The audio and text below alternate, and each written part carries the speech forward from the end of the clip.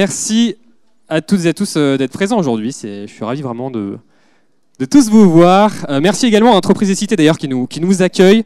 J'aurai la chance d'animer ce début d'après-midi. Je ferai le passe-plat en quelque sorte. Pour ceux qui ne me connaissent pas, donc je suis Eric Sten, collaborateur au sein de Pôle Énergie. J'ai en charge les projets européens ainsi qu'une partie de la stratégie du pôle aux côtés de mon DG, Jean Gravelier. Alors, je vais rapidement passer sur le déroulé de cet après-midi, si vous le voulez bien. On va avoir un petit propos introductif de Frédéric Motte, qui nous parlera évidemment de sa mission REV 3, qui est un petit peu la boussole pour Pôle Énergie, je pense, pour nombre des structures que nous avons ici assis sur ces chaises, autour de la table en quelque sorte. Monsieur Motte, je vous en prie. C'est parti. Bien, bonjour à toutes et à tous, à mon tour de vous saluer, mais je le fais aussi au nom de Jean-Pierre Le Tarde qui préside ce fabuleux campus qui a pour ambition de rapprocher tous les acteurs du territoire et notamment le monde de l'entreprise, parce que nous avons la conviction que c'est ensemble que nous gagnerons.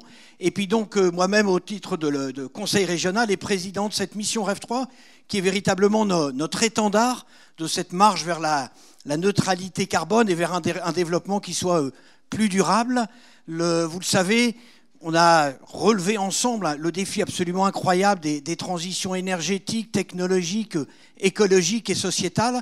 Et nous avons la conviction dans la région des Hauts-de-France que ce sont autant d'opportunités de créer de l'activité, de l'emploi, de l'espérance pour nos jeunes et de l'attractivité pour nos territoires. Et donc nous voulons résolument entraîner tous les acteurs, donc que ce soit les collectivités, les entreprises, le monde de l'enseignement et de la recherche, et puis les citoyens, avec 3 défis.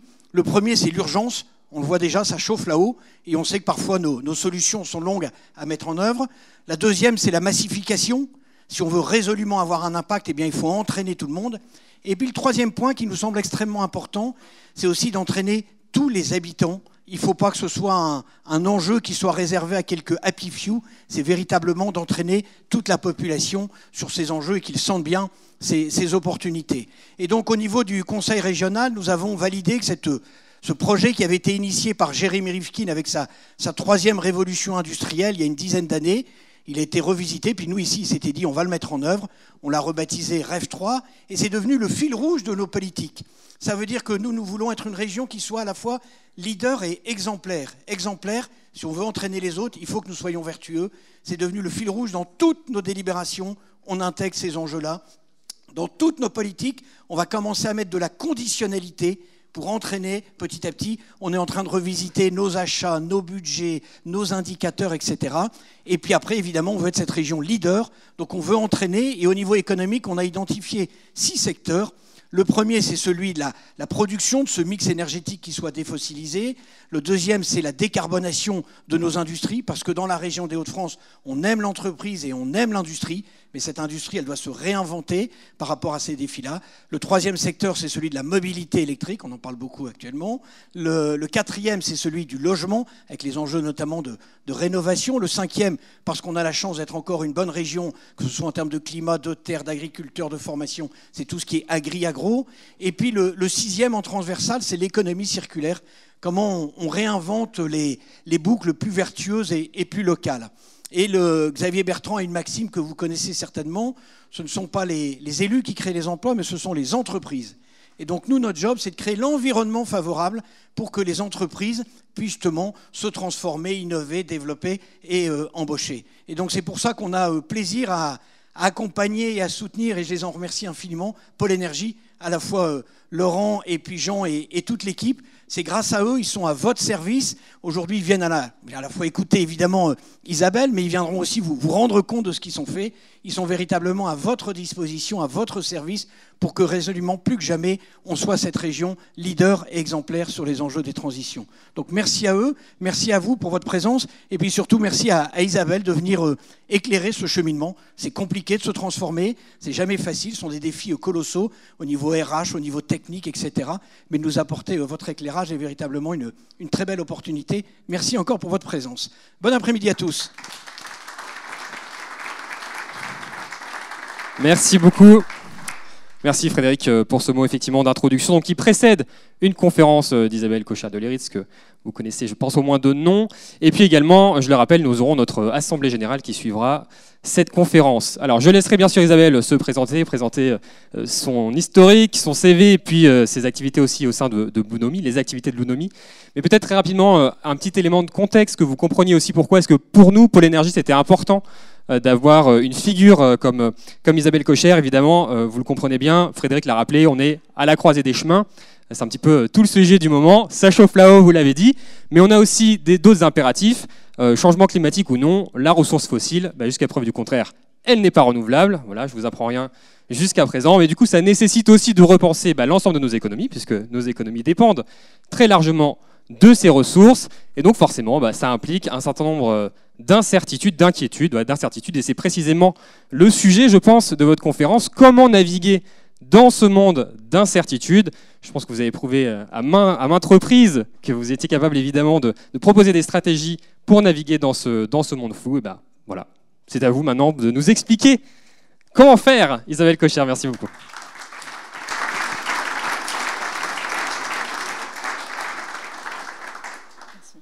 Bon là, je n'ai pas du tout de pression là.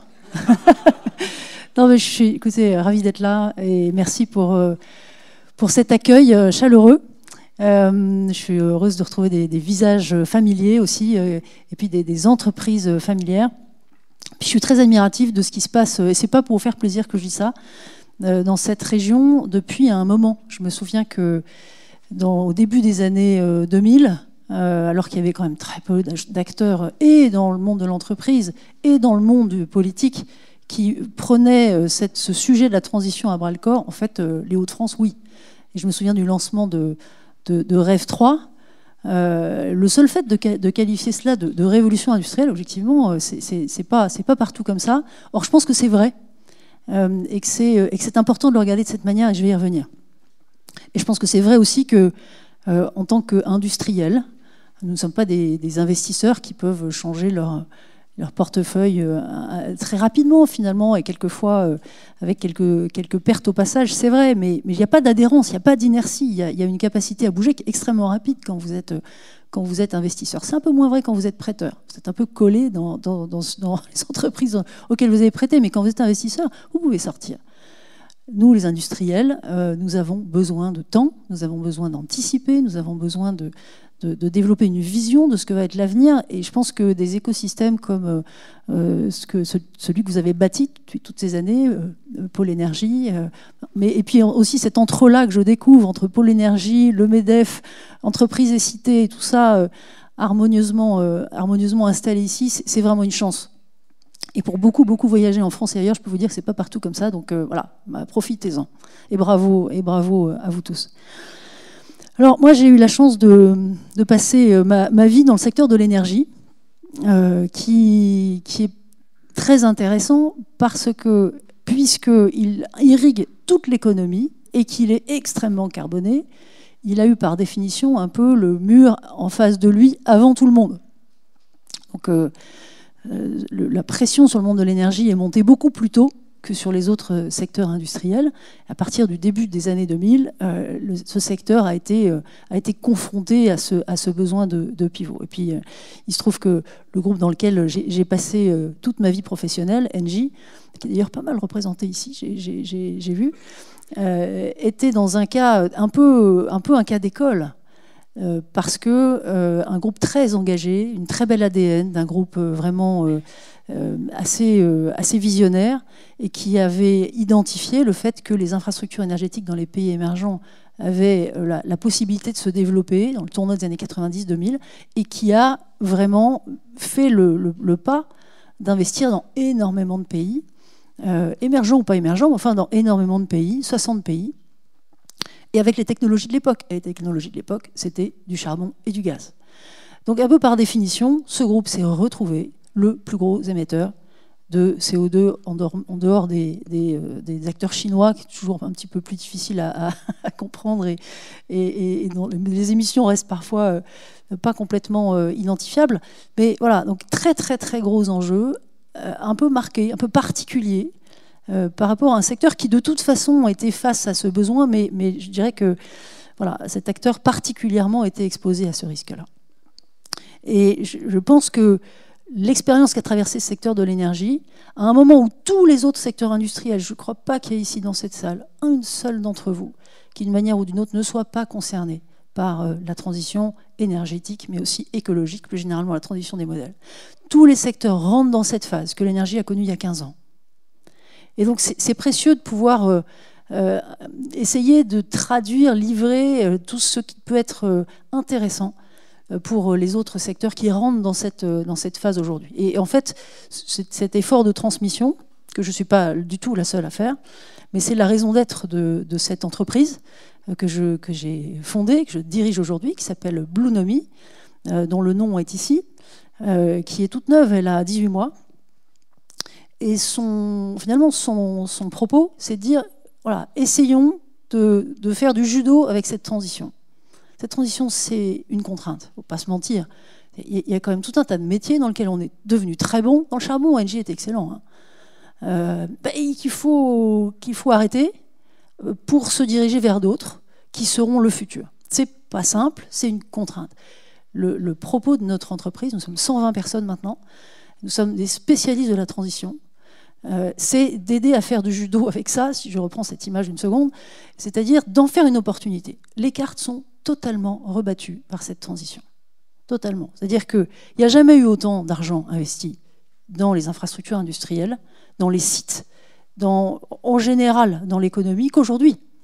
Il n'y a jamais eu autant d'opportunités de se développer qu'aujourd'hui. Donc on est un petit peu obsédé toujours par ce qu'il faut arrêter et au fond, le besoin de régler, on dit souvent décarboner, mais ce n'est pas ça la transition d'abord.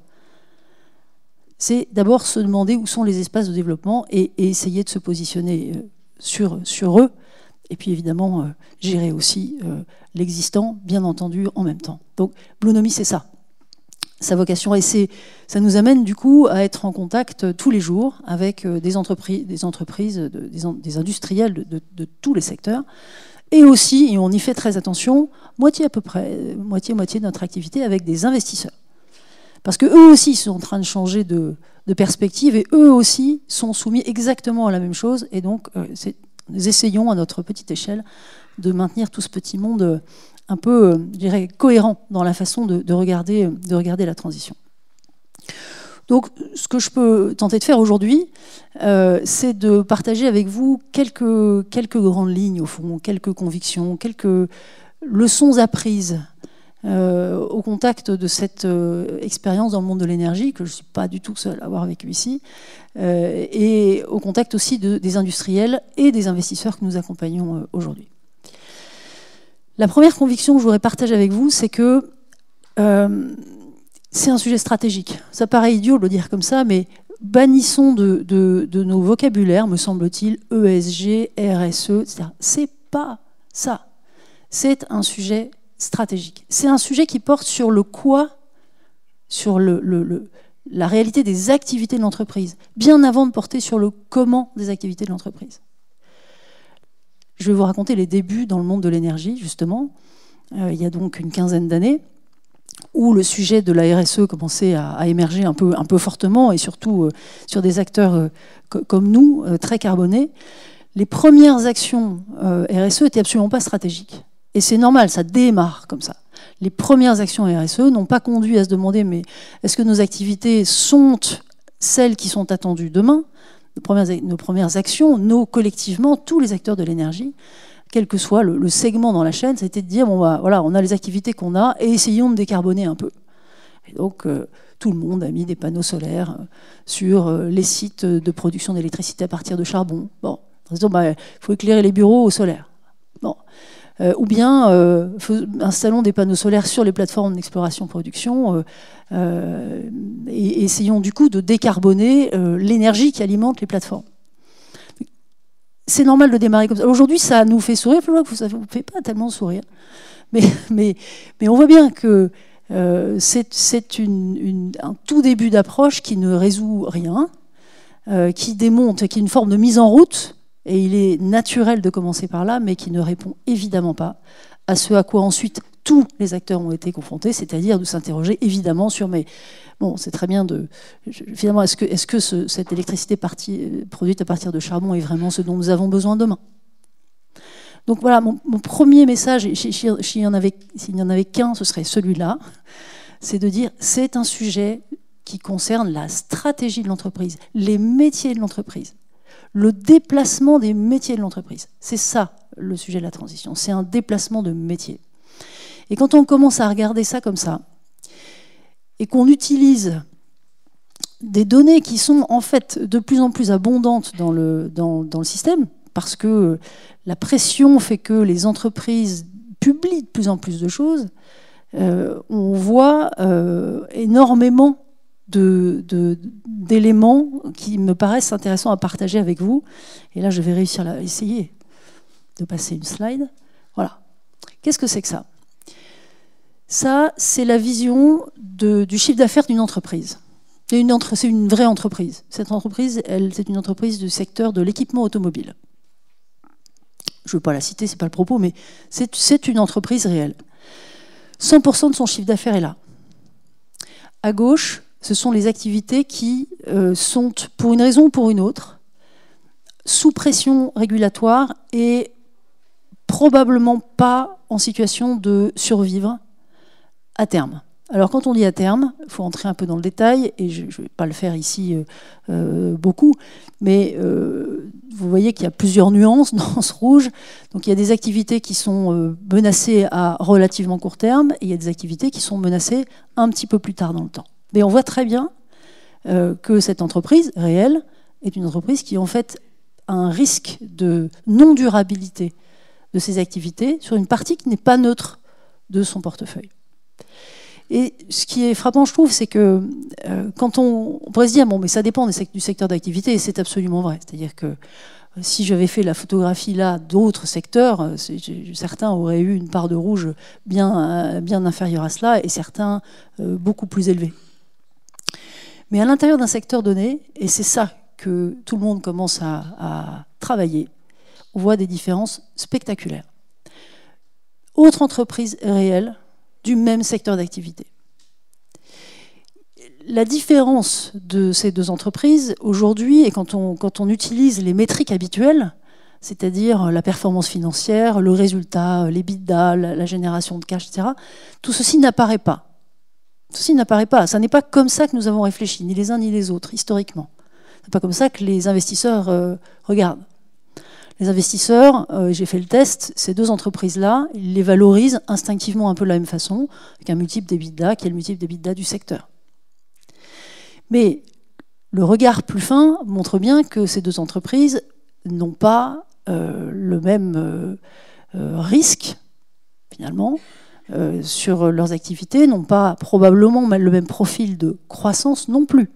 Parce qu'on voit que l'une d'entre elles s'est arrimée plus solidement. Donc, tout à fait à droite sont les activités qui sont, au contraire, vraiment dans le mainstream de ce que les réglementations sont en train de soutenir, de ce que les clients commencent à demander, de ce que tous ces projets que vous voyez fleurir ici, dans la région, sont en train d'essayer de couvrir.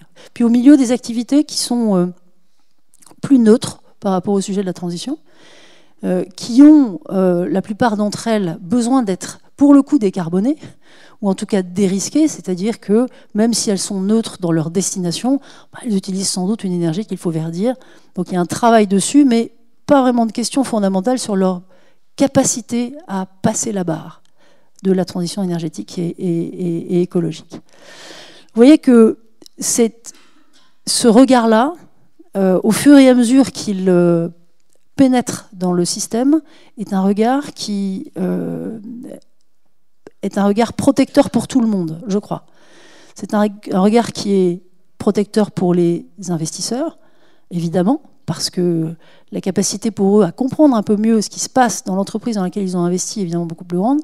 C'est protecteur pour les prêteurs, c'est protecteur pour les acteurs eux-mêmes, tout au moins ceux qui sont dans l'élan, l'effort de travailler leur portefeuille d'activité. Et moi, c'est plutôt ceux que j'ai envie d'aider. Et je pense que je suis pas la seule ici.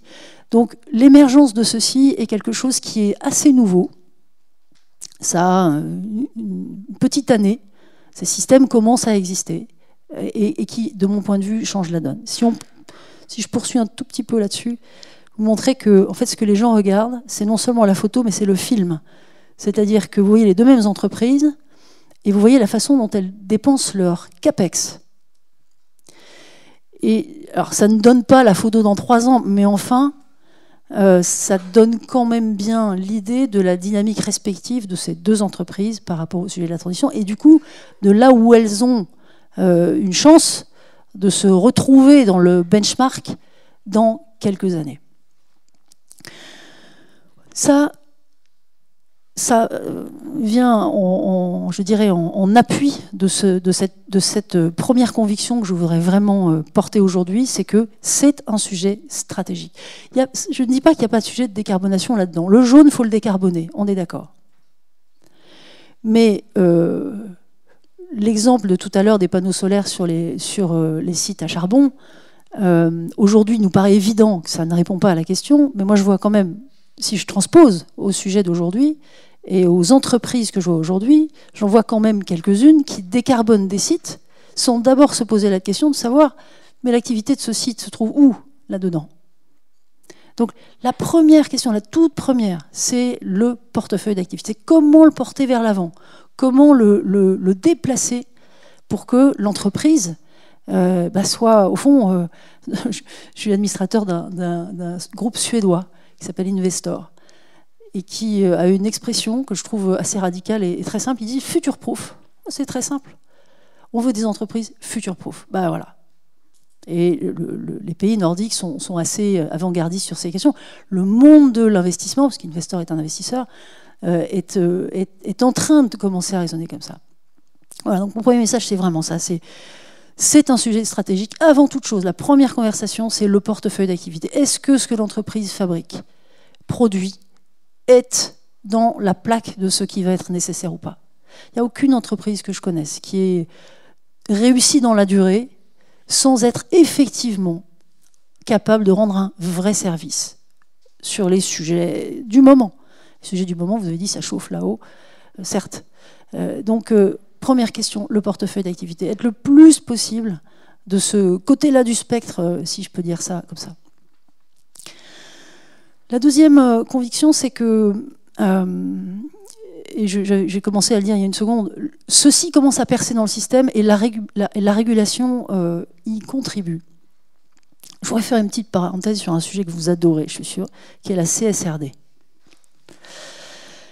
La CSRD est une régulation nouvelle que je pense tout le monde connaît ici, qui est extrêmement exigeante sur ce qu'elle va demander aux entreprises de publier, en le demandant d'abord aux grandes entreprises, mais assez vite finalement à toutes les entreprises, donc d'une manière ou d'une autre, soit parce que vous êtes fournisseur d'un client qui est déjà soumis ou qui va être très vite soumis à la CSRD, soit parce que vous l'êtes directement, vous allez devoir rentrer dans cette nouvelle réglementation européenne. Et je prends cet exemple un peu exprès, parce qu'elle est, au fond, elle est exigeante et elle demande un nombre d'informations absolument extravagant. Elle me paraît en même temps, et je voudrais insister sur ce point, qui est peut-être pas assez souligné, tellement nous sommes tous occupés à expliquer qu'elle est trop compliquée à mettre en œuvre, ce qui est vrai. Elle traduit malgré tout une évolution très forte de la réglementation qui, elle, est intéressante. La réglementation, et là je vais me risquer à vous montrer un petit schéma, historiquement, la réglementation, elle a commencé en bas à gauche.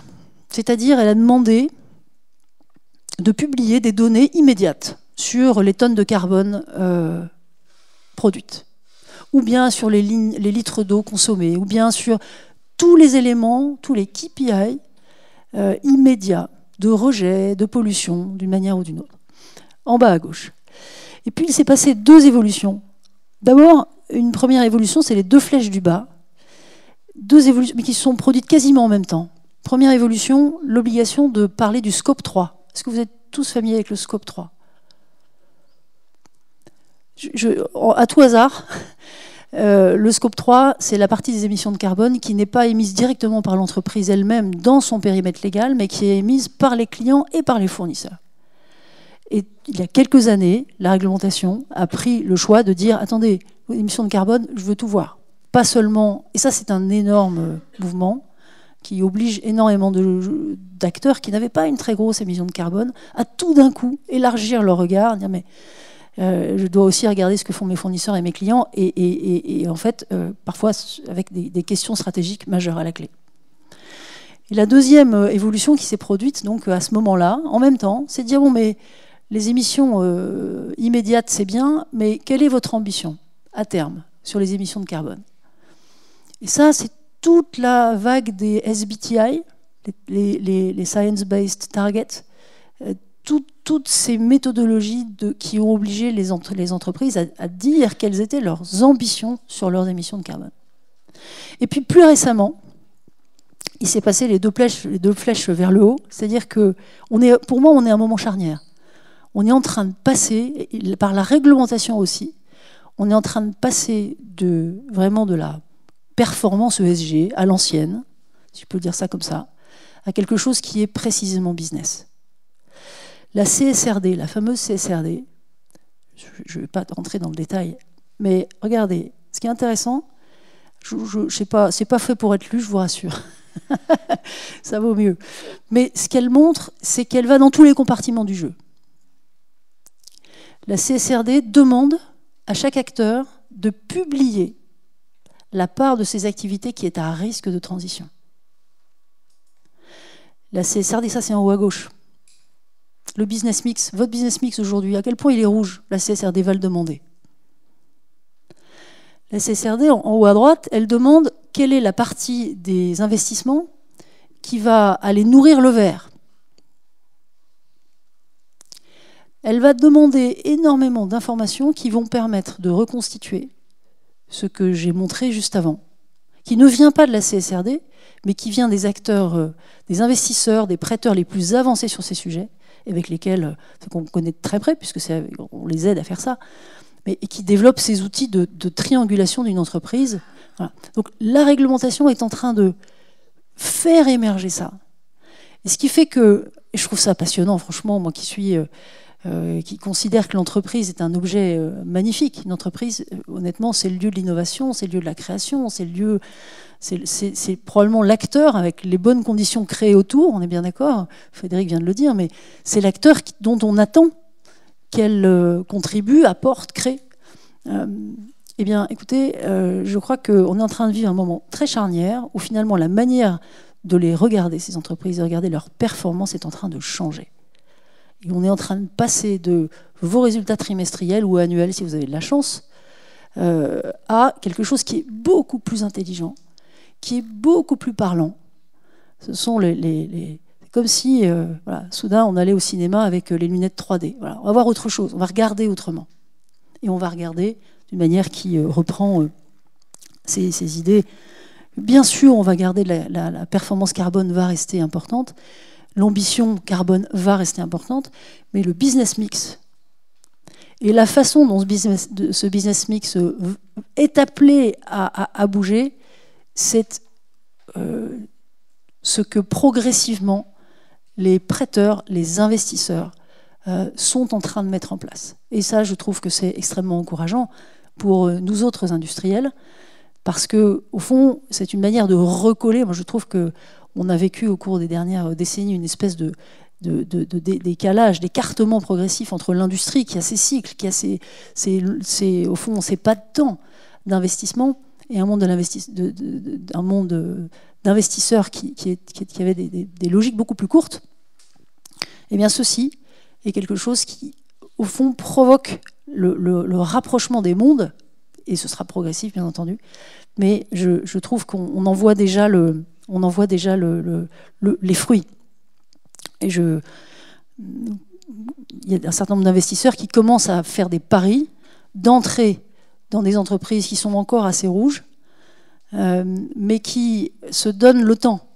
Et évidemment, en ayant bien défini auparavant une stratégie de pivot, de déplacement, c'est ça la transition, encore une fois, pour emporter l'entreprise beaucoup plus vers la droite et faire en sorte que finalement le schéma de création de valeur fonctionne. Le schéma de création de valeur, moi j'ai connu le temps où finalement il n'était que volumique, c'est-à-dire finalement votre valeur ne dépendait que de la taille de votre chiffre d'affaires et de votre marge. Voilà, appliquer des multiples à votre chiffre d'affaires, votre marge, d'EBITDA, votre résultat net, etc. Volumique. Les thèses d'investissement que moi je commence à voir avec nos petites équipes de Blonomie sont des thèses d'investissement qui amènent des investisseurs à se dire, bon, je vais rentrer à un moment donné, ressortir, je ne mise pas sur la taille, mais je mise sur le déplacement. Je mise sur le fait que quand je ressortirai, l'entreprise dans laquelle j'ai investi ne sera plus la même. Et elle n'aura plus le même business mix, elle n'aura plus le même profil de risque. Et tous ces gens-là misent sur le fait que, au fond, cette réalité sera de plus en plus apparente et compréhensible et visuelle. C'est extrêmement visuel. Et moi, je connais des acteurs qui appliquent ces systèmes de manière mondiale. Dans tous les comités d'investissement, il y a un schéma comme ça qui sort. Mais les entreprises qui nous demandent un prêt, c'est qui, en fait? Voilà. Donc, je fais le pari qu'ici, nous sommes plutôt un échantillon d'entreprises qui est d'entreprises motrices sur ces sujets. Eh bien, je pense que pour les entreprises motrices sur ce sujet, ceci est une bonne nouvelle. Voilà, donc un, c'est stratégique. Deux, la façon de regarder le succès est en train de changer. C'est vraiment en ce moment, et ça va probablement mettre quelques années, mais ça va très vite, ça n'est pas linéaire du tout. Justement parce que je pense que la pression monte d'un peu partout et que des tests de création de valeur extrêmement fortes sont accessibles et que les investisseurs, évidemment, les recherchent et commencent à les documenter. Et mon troisième message, c'est de dire le chemin de pivot, de déplacement, je crois qu'il est très important de le prendre comme un sujet industriel, de le gérer comme un grand projet industriel. Et surtout pas comme une série de proof of concept quelque part. On ne peut pas, si je reviens au cas que j'ai connu de très près, on ne peut pas remplacer le charbon par des activités nouvelles sans vraiment gérer et jouer le volume. C'est impossible. Ça ne fonctionne pas. Le cas de création de valeur ne marche pas. Vous arrêtez votre rouge, vous avez epsilon de vert, ça ne fonctionne pas. Donc, il faut le gérer avec une ambition d'échelle. Et c'est ce que, au fond, les entreprises avec lesquelles nous travaillons et donc on voit de très près cherchent à faire. C'est-à-dire passer très vite la barre de la massification. Vous avez parlé de massification tout à l'heure. Je pense que ça, c'est essentiel. Tant qu'on reste dans le test, on est toujours un peu pris dans la poule et l'œuf. C'est-à-dire... c'est très cher, donc on peut pas passer à l'échelle, sauf que comme on passe pas à l'échelle, ça reste très cher. Et là, je pense que le point de l'écosystème est très important, c'est-à-dire qu'en vous serrant les coudes, en créant des alliances, en faisant émerger des modèles, en considérant qu'au moins au départ, vous n'êtes pas compétiteurs, mais vous êtes alliés dans le fait de faire émerger des modèles. Et puis ensuite, probablement que la nature reprendra ses droits, mais pas tout de suite. Vous mettre ensemble pour faire émerger des nouvelles technologies, c'est absolument critique, parce qu'il faut passer la barre de la rentabilité, et pour passer la barre de la rentabilité, il faut jouer la masse. Et pour avoir échangé avec certains d'entre vous, là, juste à l'instant, je vois bien que vous n'allez pas par quatre chemins. Un certain nombre d'entre vous, vous jouez ça. Vous jouez la taille, vous jouez les partenariats entre les solution providers, les sociétés qui apportent de la technologie et les acheteurs qui ont les reins solides et qui sont capables de sécuriser des volumes. Mais c'est très important. Le vert n'a de sens que s'il est massif. Et ce que j'ai observé aussi, c'est que arrêter le rouge, et pardon, je vais rester sur les couleurs si ça vous va, mais c'est plus facile. Arrêter le rouge, c'est d'autant plus facile à faire à l'intérieur même de l'entreprise qu'on sait quel vert on va être capable de développer.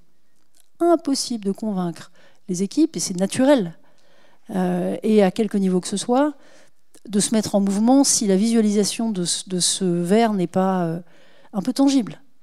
Donc voilà, mon troisième message, c'est ça. Dans ce développement, il faut jouer l'échelle. Il faut quitter le monde des proof of concept, le monde des petits tests un peu épars. Ça ne peut pas fonctionner. On est à risque quand on fait ça, trop longtemps. Je ne dis pas qu'il ne faut jamais faire de tests, hein. Ce n'est pas mon point. Mais ça ne peut pas être une stratégie.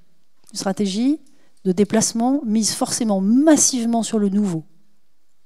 Et là, à ce moment-là, on peut lâcher l'ancien. Alors ça suppose de s'équiper. Au fond, dans le monde de l'énergie, les joueurs sont passés d'un mode de développement où finalement vous développez quelques centrales par an, 800 millions de pièces à peu près, c'est une très grosse cathédrale industrielle, à un contexte où, pour à peu près le même volume global de CAPEX, vous développez des dizaines de milliers de petites centrales. Ce ne sont pas les mêmes processus de décision, ce ne sont pas les mêmes outillages. On ne peut plus faire l'expertise à la main. 5 projets, vous faites l'expertise à la main. Vous avez une équipe extrêmement fine qui sait aborder les risques, qui sait les mesurer, qui sait négocier avec les financeurs, qui sait faire tout ça. Cas par cas, c'est du sur-mesure, c'est de la dentelle cas par cas. 10 000 centrales? Non. Donc ça veut dire tout un outillage, le jeu de l'échelle. C'est un peu ça mon point aussi. On ne peut pas bricoler. Pardon pour l'expression, j'adore le bricolage, mais l'outillage, la façon de voir grand, la capacité à passer des alliances est absolument fondamentale. Sinon, on s'éparpille et on n'arrive jamais vraiment à faire émerger une solution qui fonctionne du point de vue de la création de valeur. Et je dirais que cette gestion à l'échelle, elle est vraie aussi dans le jaune, décidément je reste là. La décarbonation, c'est quelque chose qui, historiquement, a été pris un peu comme une forme de consigne passée à l'intérieur des entreprises. Ça a été le début. Chaque patron de site, écoute, prépare un plan de décarbonation. Bon. Sur ces chemins qui sont quand même serrés, hein, c'est crête, c'est une ligne de crête, il faut jouer pareil. C'est de l'industrie, ça se gère à grande échelle, ça se gère de manière professionnelle, transversale. Je voudrais citer une entreprise là qui me vient en vous disant cela, qui est une entreprise qui s'appelle Tarkett, que vous situez peut-être, qui est une entreprise française spécialiste des sols et avec laquelle nous venons de terminer, c'est pour ça que je l'ai en tête d'ailleurs aussi, un travail très approfondi sur, pour le coup, du jaune. Tarkett avait fait son travail sur le rouge et sur le vert. Et maintenant, quand même un métier qu'il faut que je décarbone aussi. Et ce qui fonctionne, et c'est pas un cas isolé, ce qui fonctionne, c'est de prendre ça à très haut niveau. C'est le CEO qui s'en est occupé, avec son CFO et son patron de la RSE. C'est lui qui a piloté de A à Z le sujet. C'est lui qui a engagé finalement son conseil d'administration et ses actionnaires sur cet effort de lancer pour décarboner les activités. Ça a été géré de manière globale, c'est-à-dire non pas site par site bizarrement, où ça peut paraître a priori paradoxal, mais de manière transversale. En tout cas, avec une vue qui fait émerger la situation de chaque site, l'ordre du mérite de chacune des actions, et donc une capacité à allouer les ressources aux bons endroits, d'une manière cohérente, mais pas seulement point par point, d'une manière cohérente globalement, avec des arbitrages, forcément. Mais justement, l'approche globale permet l'arbitrage. Et puis avec une approche extrêmement outillée, avec des vues futures sur les prix et sur les technologies, parce que c'est aussi ça qu'on fait quand on cherche à verdir des sites. On est obligé, vous le savez bien, d'importer finalement des vues sur ce que va devenir le prix de l'électricité, le prix du gaz, les tarifs d'autoconsommation, l'évolution du prix des technologies, etc. Le résultat, je me demande si on ne l'a pas écrit quelque part. Voilà, cette entreprise, elle est à taille significative, hein, c'est 3 milliards, entre 3 et 4 milliards d'euros de chiffre d'affaires. Le résultat, c'est que la feuille de route de décarbonation de ces activités, on est dans le jaune encore une fois, c'est moins de 2 millions d'investissements. C'est moins d'un et demi, je crois. Et c'est 2 millions d'euros d'EBITDA générés supplémentaires par an. Pourquoi? Mais parce que, en fait, dans cette complexité de la transition, dans cette complexité des systèmes tarifaires, dans cette complexité des technologies qui émergent, il y a une capacité finalement à déterminer, à trouver des recettes qui fonctionnent, qui est beaucoup plus grande que quand il y a un tarif pour tout le monde, qui a zéro aléa, et que finalement la situation finalement s'équilibre entre les joueurs. Là, c'est très complexe. Ceux qui savent naviguer s'y retrouvent. Voilà, donc, 1, c'est stratégique. 2, de plus en plus, vous allez être regardé comme ça. De plus en plus, vous aurez, si j'ose dire, chaque entreprise ici aura son chromatographe. Et c'est pas une mauvaise nouvelle. Et 3, il faut gérer ça de manière industrielle, à l'échelle. C'est indispensable. Et je voudrais terminer, parce que je crois que c'est bien et qu'on ait le temps d'un échange. Je voudrais terminer par quand même pas quand même, parce que je crois que ce que je viens de dire là n'est pas négatif, mais on voit bien le challenge, quand même. Pour le coup, on voit le challenge. Mais quelques points pour terminer, et notamment un qui est de dire, en fait, ça fonctionne. Engie, en démarrant ce virage, était probablement dans une des situations les plus difficiles pour les raisons que j'ai dites tout à l'heure. Eh bien, je peux vous dire, vu d'après, vu d'avant, vous ne savez jamais, mais vu d'après, en 4 ans, cette entreprise a réussi un pivot très très significatif en abattant la moitié de ses émissions de carbone et en délivrant 50% de retour pour les actionnaires. Mais en 4 ans, donc il faut passer un deal avec les actionnaires. Donc, écoute, on est bien d'accord que ce n'est pas au trimestre que cette performance doit être jugée, mais c'est bien sûr, et c'est une sorte de courbe en U. Et je crois que les entreprises qui ont un pivot organisé sont en fait face à cette situation dans laquelle il faut miser sur le long terme et passer des pactes avec l'ensemble des partenaires, y compris les actionnaires. Je crois qu'on vit des temps tout à fait inédits.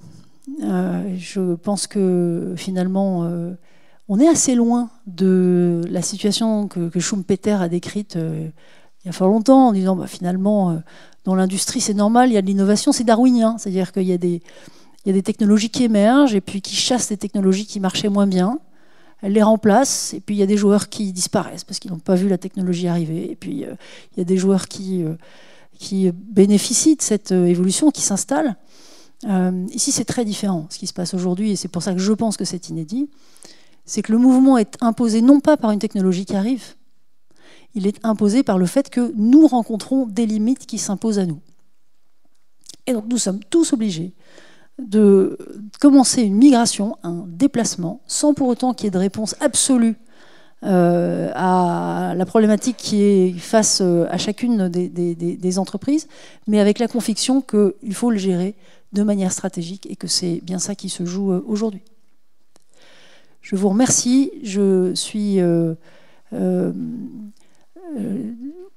c'est peut-être mon tout dernier point, convaincu aussi que probablement on est dans une époque où c'est le dirigeant qui va faire la différence. Et je ne peux pas m'empêcher de dire ça parce que je suis face à des dirigeants. La différence, et ça moi je le vois, la différence entre deux entreprises d'un même secteur, situées a priori dans les mêmes conditions de température et de pression, face à ceci est considérable.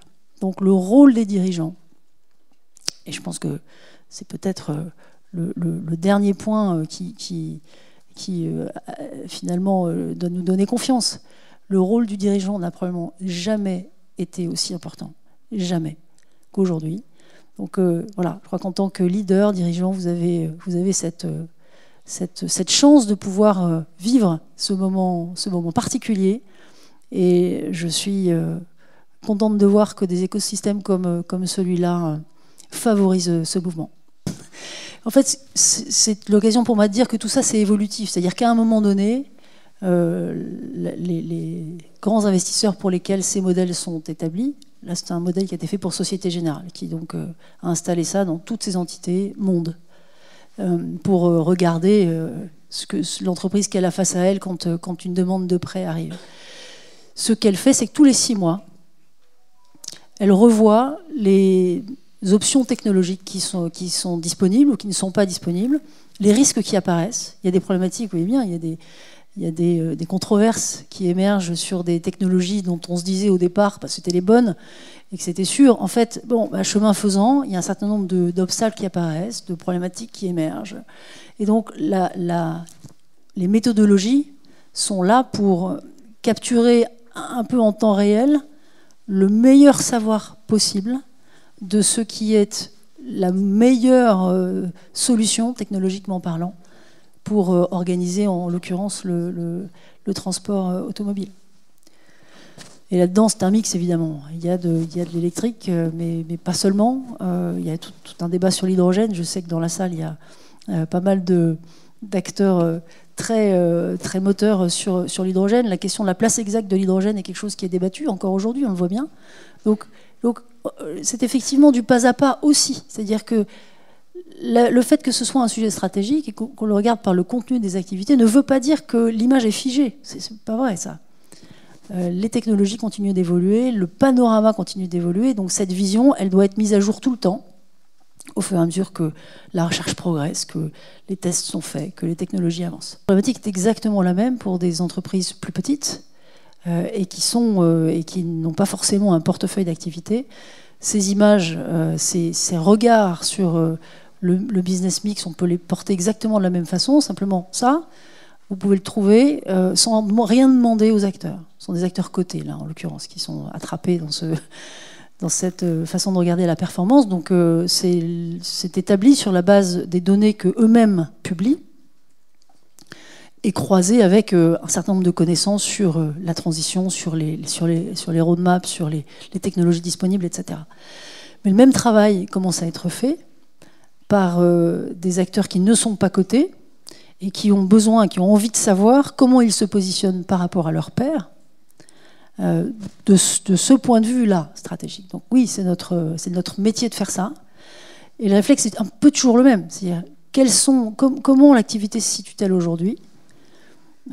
Comment est-ce que finalement le risque, y a-t-il un risque et sous quelle forme peut-il se matérialiser et à peu près à quel horizon, avec toute la précaution qu'il faut prendre sur la réponse à cette question, mais en triangulant cela le mieux possible, puis en se demandant quelles activités nouvelles cette entreprise peut lancer en fonction de ce qu'elle est, des partenaires qu'elle a, des géographies dans lesquelles elle se trouve.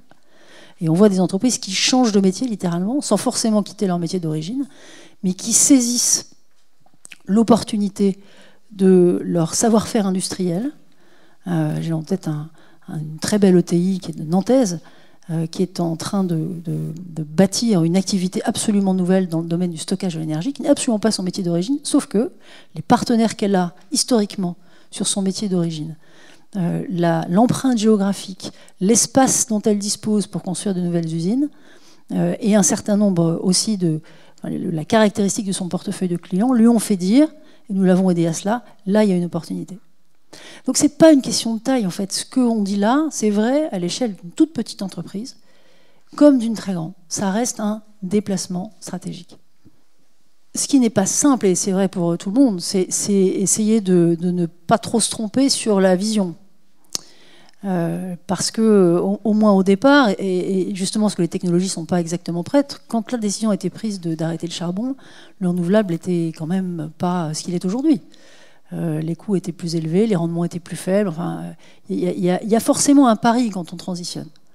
On n'est plus en ligne droite avec un manuel, si tant est que ça n'a jamais été le cas, hein, mais très clair sur la route à suivre. Donc il y a toujours cette difficulté, mais je trouve que c'est la noblesse du métier de dirigeant. Ça. Je ne vis pas ça du tout comme un mauvais souvenir, mais j'ai un souvenir très précis de cette phase dans laquelle il fallait absolument arriver à faire émerger une vision la plus juste possible. C'est là qu'on a fait émerger l'idée et la matérialité de ces systèmes énergétiques 3D, on les a appelés à l'époque, décarbonés, décentralisés. On s'est lancé dans nos activités d'énergie renouvelable décentralisée à plus petite échelle. Donc il y a cette sensation vraiment de devoir intuiter quelque chose. Et au fond, la corde de rappel, c'est l'ajustement permanent. Et je crois que la façon de piloter les entreprises dans cette période doit vraiment être ajustée par rapport à ce qu'on a connu, une gestion plutôt orientée sur le moyen terme, avec des plans à 3 ans, 4 ans. Je ne dis pas qu'il ne faut pas en faire, mais dans une période de virage, c'est quand même pas ce qui fonctionne le mieux. Et ce que j'observe chez les entreprises qu'on accompagne, c'est plutôt, et ce que j'ai vécu moi chez Engie, c'est plutôt un mélange de très long et de très court, c'est-à-dire une vision et un ajustement extrêmement rapide pour, au fond, ajuster ce qu'il faut ajuster. Et je le disais à quelques-uns, je partageais ça tout à l'heure, nous avions adopté avec les 50 top managers du groupe un rythme toutes les 6 semaines. C'est-à-dire, toutes les 6 semaines, il y avait la vision qu'on avait élaborée ensemble, et toutes les 6 semaines, les 50 dirigeants du groupe, dans la même pièce, à faire le bilan des 6 semaines précédentes, de ce qui avait été testé, ce qui avait marché, ce qui n'avait pas marché, ce qu'il fallait ajuster. Et on repartait pour une période de 6 semaines. Du très court, de l'ajustement du jeu de jambes. Donc de la vision du jeu de jambes. J'essaye de... Si j'essaye de simplifier au maximum. Et en fait, je crois que ce que je dis là est vrai de manière un peu spectaculaire pour l'énergie, mais vrai pour un peu tout le monde. Et chez Engie, le point, et vous parliez de... Je ne sais pas si ce qu'évoquait votre question, mais nos routes se sont séparées à un moment où, moi, ma vision long terme n'était plus celle du groupe. Ou, je ne sais pas s'il faut dire du groupe, mais en tout cas, n'a pas été celle qui a été retenue. Ma vision à moi, à la fin de ce parcours de 4 ans où on s'était prouvé, alors arrêter le charbon, c'était le plus dur, objectivement, mais que justement on arrivait à le faire en mettant en œuvre un certain nombre de modalités comme celle-là, ma vision à moi, c'est qu'il fallait commencer à alléger très sérieusement le gaz. Qu'on était à risque du point de vue de l'alimentation de gaz, c'était avant la guerre en Ukraine, que de toute façon, c'est next online. Au plan de la densité carbone. Donc ma vision à moi, c'est de dire, bah, écoutez, on recommence. On a fait 50% de TSR en 4 ans, c'est pas si mal, ça marche. On a des actionnaires qui nous font confiance sur cette capacité à pivoter, on recommence. Et d'ailleurs, c'était un U moins difficile. Et là, voilà, là vraiment, c'est là que je vous disais le rôle du dirigeant et des administrateurs aussi. Je pense que les boards ont un rôle très important. Là se joue une intuition. C'est intuition contre intuition. Une intuition, on ne peut pas la démontrer. C'est impossible. C'est par définition pas démontrable. C'est une intuition. Donc voilà, là pour le coup, mon intuition n'était pas celle de la plus grande partie du conseil de l'époque. Et j'ai décidé que je n'étais pas celle qui allait mener la stratégie qui a été décidée ensuite. Donc je pense qu'on est dans une période où finalement nos convictions personnelles sont très importantes. Nos intuitions personnelles, nos convictions personnelles sont très importantes. Bien plus qu'il y a 10 ou 15 ans. Il n'y avait pas de sujet si compliqué qu'aujourd'hui, où le besoin de pivot est réel, les solutions ne sont pas exactement prêtes, et il faut quand même se mettre en chemin. Je trouve ça un très beau défi. Je vous recommande un très bon bouquin sur ce sujet, qui s'appelle « Sans carte ni boussole », qui est un livre qui précisément traite de cette question du travail du leadership, du rôle du leadership aujourd'hui, qui n'est plus tout à fait celui d'hier, qui est plutôt un leader qui fait émerger une vision, plutôt que d'arriver en disant bah voilà, écoutez, c'est très simple, on va faire comme ça. Ben non, ça marche plus. Donc un leader qui fait émerger une vision et qui fait émerger la vision et aussi les leaders qui vont la porter et qui maintiennent cette cohérence et qui arrivent à la porter dans la durée.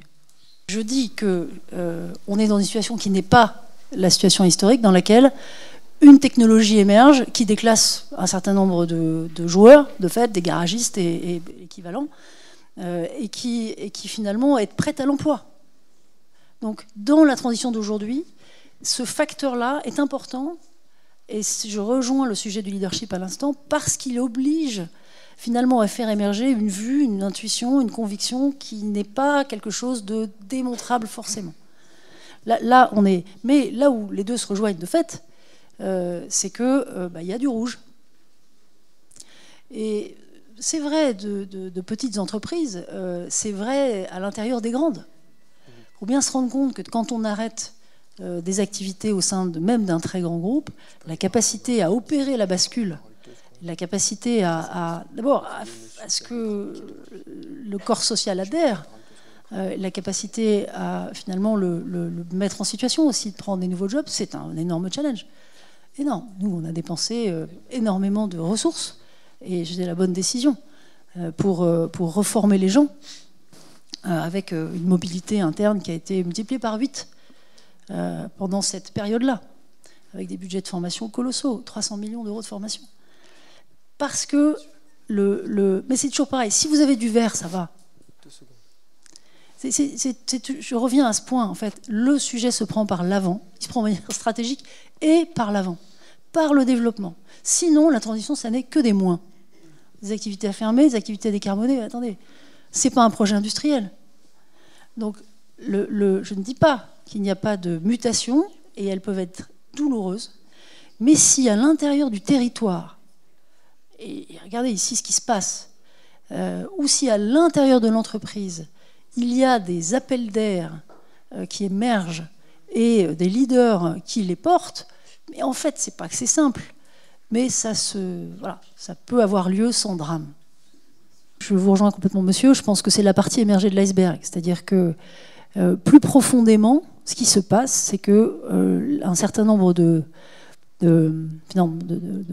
facteurs de développement économique, de développement des villes, de développement de l'industrie, de développement tout court, font que la biodiversité s'est réduite. Et moi, j'ai mis du temps, objectivement, à rentrer dans ce sujet, que j'ai peut-être pris au départ comme un sujet purement écologique, mais au sens militant du terme, et j'ai rien contre en soi, mais je ne voyais pas en quoi ça rejoignait la problématique industrielle. Eh bien, écoutez, ce que j'observe aujourd'hui, c'est que ça commence à se voir. Et ça se voit notamment, si je prends un seul exemple, sur la capacité pour une entreprise à être sûre qu'elle va encore avoir de la matière première demain.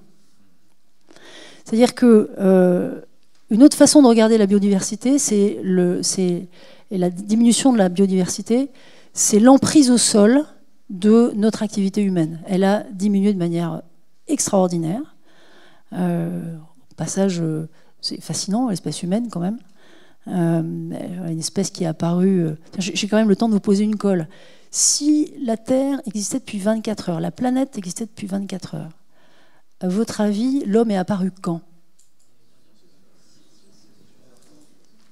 Bon, j'entends des trucs variés, mais c'est 23 heures, 59 minutes et 53 secondes. Donc en un instant, en fait, notre efficacité extraordinaire, moi je le vois comme ça. On peut se dire catastrophe. Non, oui, on peut aussi se dire que nous sommes incroyablement ingénieux. Il va falloir déplacer un peu, refocaliser ces génies vers un mode de prospérité différent. Mais le fait est, et pardon, je reviens du coup, que l'espace disponible à la nature, la vraie nature, je ne parle pas des champs là, mais la vraie nature a réduit par définition. Eh bien, moi je commence à observer qu'il y a des acteurs qui ont bien compris que le gaz naturel, ça n'était plus tout à fait l'avenir, qui essayent de sécuriser des approvisionnements en gaz vert en très grand volume et qui commencent à tomber sur des difficultés parce que des territoires leur disent mais cette parcelle, pas pour la production de biogaz. L'arbitrage des parcelles est, à mon avis, un des points qui fait que, par lequel, et c'est réducteur ma réponse, et pardon pour ça, mais par lequel le sujet de la biodiversité va rattraper les modèles industriels. Le combat pour l'espace, voilà, parce que l'alimentaire prend de l'espace, l'énergie prend de l'espace, ça n'en prenait pas. On faisait un trou dans la croûte terrestre, on allait chercher du charbon et du pétrole, et c'était bon. L'énergie prend de l'espace aujourd'hui, le solaire prend beaucoup d'espace, l'éolien aussi. Donc voilà, tout. Et la biodiversité, les réglementations de biodiversité vont obliger à redonner de l'espace à la nature. Donc tout ça fait que la pression sur l'hectare, sur les mètres carrés, va augmenter. Donc oui, moi je crois que la biodiversité va s'inviter, est en train de s'inviter dans les modèles. Et ce que je vous ai montré là, j'ai fait un focus sur le carbone, mais se regarde de la même façon sur les autres limites planétaires, parce que en réalité, c'est bien l'ensemble qu'il faut regarder. Enfin, je vais me limiter à un angle qui est le recyclage. Il y a quand même énormément de... Et j'enfonce une porte ouverte et je sais que beaucoup d'entre vous êtes déjà sur ce sujet.